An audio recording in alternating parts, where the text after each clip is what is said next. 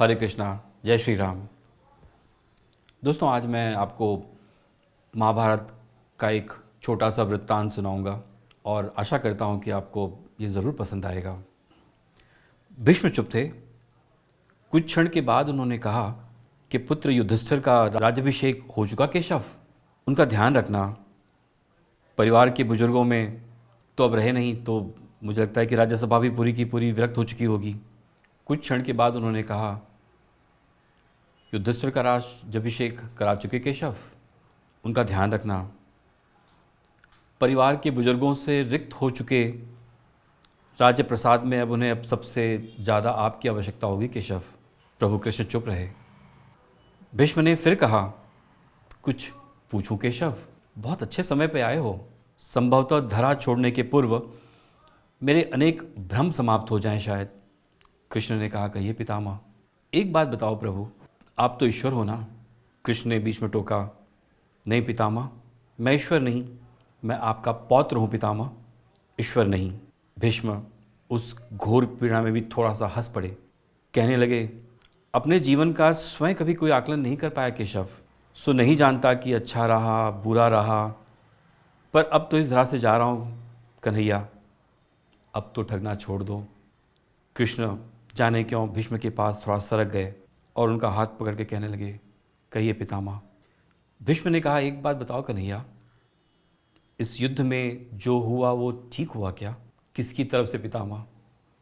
ऐसा प्रभु श्री कृष्ण ने कहा, क्या पांडवों की ओर से?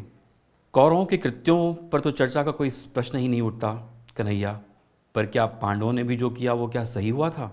आचार्य द्रोण का वध, दुर्योधन की जंघा का नीचे प्रहार करना, आचार्य द्रोण का वध, दुशासन की छाती का चीरा जाना, जयद्रथ और द्रोणाचार्य के साथ जो हुआ छल, निहत्थे कर्ण पर वध, क्या यह सब ठीक था क्या? क्या यह सब उचित था क्या केशव? इसका उत्तर मैं कैसे दे सकता हूं पितामह? इसका उत्तर तो उन्हें देना चाहिए जिन्होंने यह सब किया। उत्तर दें दुर्योधन दुशासन का वध करने वाले भीम, उत्तर दें कर्ण और जयद्रथ का वध करने वाले अर्जुन। मैं तो इस युद्ध में कहीं था ही नहीं पितामह।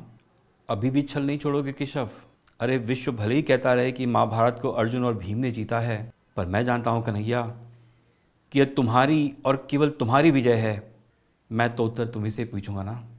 तो सुनिए पितामह, कुछ बुरा नहीं हुआ, कुछ अनैतिक नहीं हुआ इस महाभारत में। वही हुआ जो होना चाहिए था, वही हुआ जो प्रारब्ध में था। यह तुम कह रहे हो केशव? मर्यादा पुरुषोत्तम राम का अवतार श्री कृष्ण यह कह रहा है।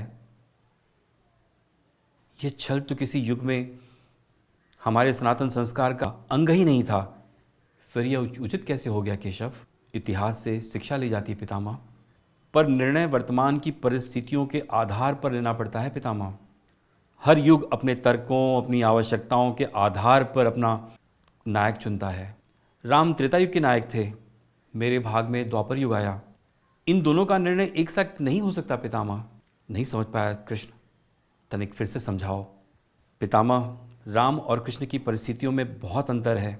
राम के युग में खलनायक भी रावण जैसा शिव भक्त था। तब रावण जैसे नकारात्मक शक्ति के परिवार में भी विभीषण और मंदोदरी, माल्यवान जैसे संत हुआ करते थे। एक बाली जैसे खलनायक के परिवार में भी तारा जैसी विदुषी स्त्री और अंगद जैसा सज्जन पुत्र पैदा हुआ।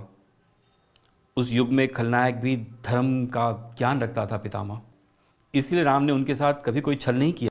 किंतु मेरे भाग में कंस, जरासंध, दुर्योधन, दुशासन, शकुनी, जयद्रथ जैसे घोर पापी है पितामह।